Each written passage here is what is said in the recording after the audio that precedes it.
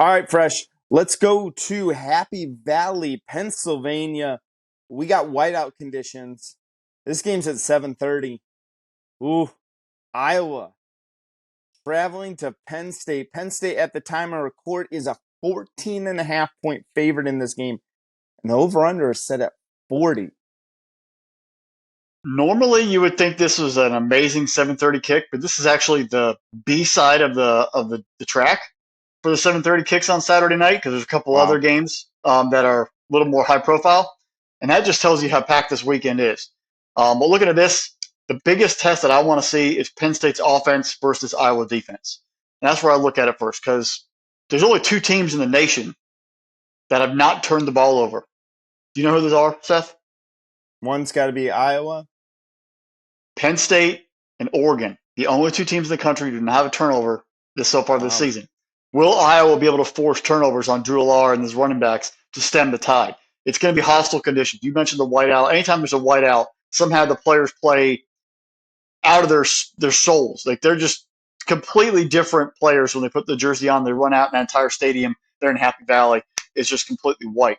Will that Penn State defense, will that Iowa defense be able to load up and stem the tide, take the crowd out of it, slow down this offense, force turnovers, make it a nasty, ugly ball game? Because we already know Bryant Ferentz offense is horrific. I don't care what you talk about Cade McNamara, a new quarterback, and this thing's going to light it up. We're going to score points. Cade McNamara himself 417 yards, 4 touchdowns, and 3 interceptions. It's the same offense. Their quarterback is there's nothing different. They're going to go 4 yards in a cloud of dust, punt every second drive. If they get 10 points out of the offense, they're lucky. They need defensive scores to win, and there's no different in this football game. They're going to need a pick six or a fumble, something to spark that team, something to do some scoring for them because their offense is already limited, and that Penn State defense is already worth their salt. It's not like you're playing an offense that is terrible and a defense that's mediocre, and you can be able to squeak by like they did versus Iowa State. That's not the case. You're going up against a powerhouse football team on the road, backs against the wall, with basically trying to play with an arm tied behind your back. You've got to be creative. I expect Iowa to pull out all the stops, trying to pull out some crazy plays. Coach Ferentz going into that deep pocket, trying to be unusual, to do whatever he can to score points. The punter can't kick the ball 40 times this ball game. They can't kick field goals to beat Penn State. They've got to score touchdowns, and that means the defense is scoring. The defense is going to have to score. So expect them to try to even get more reckless, trying to force fumbles, strip the ball out, playing at an intense level early on to stem the tide and survive. If Iowa can survive the first half, maybe wear them down, they have a chance. If Penn State comes out and starts putting their foot down early, that team will quit. There's just not enough offensive firepower for the Hawkeyes to get in a shootout. They've got to dictate the terms themselves. And that's what kind of worries me about this, because if this was a noon kickoff or an 11 a.m. kickoff, you know what? Iowa has a chance. But with night, with the whiteout conditions, that place is going to be raucous, and that's going to give them energy to come out and strike early and often. And if you already get down by 10 points right off the bat, you're in trouble. I have no thought in my mind against the fact that Penn State can't cover. It's 14.5, and I think they can cover the 14.5. They could score 2 touchdowns, get a field goal, and be 17-0 at halftime, and the ball game's over. Like, that's how low expectations I have for that Iowa offense. And that's exactly what's going to happen on Saturday night. This is going to be an ugly football game. You're probably not going to watch it. If you're going to see it in the box score the next day, it's going to be on one of those, tree in the woods. If it falls, does anyone actually hear it? Because everyone's going to be watching other games. It's going to be 17-0, maybe 20-3 game. Penn State's going to win. They're going to cover. The over will not hit, even though the over-under is at 40.5. I think that's still take the under there, because we saw last week with Penn State's offense, there were some times where they weren't exactly fluid. They looked a little clunky versus Illinois. I don't expect that to improve. I expect them to do just enough against a stout defense and strangle them and win the football game, take out and deflate the ball, and get out of there with the big dub. Very defense heavy, but they do cover the spread. So Iowa's run defense should pose like a real challenge for Penn State, because that's going to be the interesting thing. Iowa's got the talent to sell out against the run and put this ball game into Drew Allar's hands. That's really what it comes down to. We've talked a couple of times about Penn State in our preseason and early on the season. We've talked about how great these two running backs and Allen and Singleton are. this is going to be the first game that we're going to see whether or not the young quarterbacks got what it takes to win big time games. Yeah, the lights are bright for this, and it's a daunting environment for an opposing team, especially like the Hawkeyes, to come into Happy Valley and try to win this game. You know who else it's a daunting environment for? A young quarterback. And a young quarterback going up against a defense that has the potential to sell out the run and stop your running game and force you to throw the football all over the field. But while I think that's the big question, I think the other question for me, Fresh, is whether or not Iowa can get to the 25-point mark. I think that's actually the magic number for Iowa to be in this football game. I know everyone's made jokes about the contract, about he's got to score more than 25 points a game, and the Iowa offense has got to do all of this stuff. I really think that that's what it's going to come down to. Is Iowa going to be able to cross that mark? So then I started thinking about this here, Fresh. Cade McNamara. We're not talking about Spencer Petras here. We're not talking about, the ineptitudes of quarterback.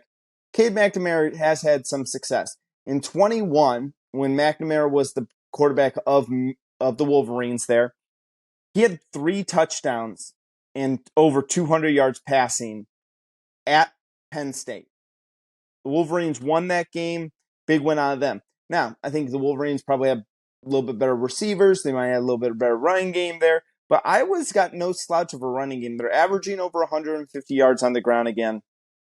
Can they do this versus Penn State? Because Penn State is allowing less than 100 yards rushing. Now, Penn State's played West Virginia, Delaware, Illinois. But here's the thing that scares me about this game, Fresh. Here's the one thing that scares me. Since James Franklin has been at Penn State, he's remade this entire program. He's made it in his image, and Penn State is well back to respectability throughout the entire country. Penn State is not a disgraced program like they once were, with all the stuff that went on over a decade ago, about a decade ago. The only thing that concerns me with James Franklin is that there's always one game a year that's a James Franklin game, where James Franklin makes some boneheaded mistake and all of a sudden Penn State is either losing a game or they're down when they shouldn't be. Kirk Ferentz has been doing this a long time. Is he still the longest tenured coach at any program? I believe he is. Yes. He's been doing this a long, long time. And he's a good coach. He's a good coach. Iowa's a respectable program for this long, and you don't stay around this long if you're not a good coach. I would be a moment where I could see Iowa out coach Penn State. Now, is that good enough to win? No, I don't think. I think Penn State's a more talented football team. It wouldn't shock me if Iowa wins, but I'm thinking Penn State's got this one pretty much in the bag. The 14.5 is a little too high for me. I'm actually going to take Iowa in the points. I actually got Iowa right around the 10-point mark for me. So right around 10. And I'm going to take the over. Here's the reason why I'm taking the over here, Fresh. First 3 games of the season, Iowa has scored 20, 24, 41. First 3 games of the season for Penn State, 30, 36, 38, and 63. Both of these teams can put up enough offense to get past a 40 mark. I'm hammering the over in this game, and I'm going to take Iowa in the points a little bit, just because I think Iowa's going to do just enough to keep it close, but I'm taking Penn State to win outright. That's a lot of confidence in them both, in both those offenses scoring some points. Yeah, I think Penn State can do it. It really is going to come down to Aller. Because if Drew can throw the ball all over the place and really, if he can make a couple of big time throws, because I think Iowa's going to fully sell out against the run to stop the 2 running backs. I mean, I would if I was running this. If I'm going into a hostile environment and I'm loading 8 in the box and I'm making the young quarterback throw it all over the field and beat me.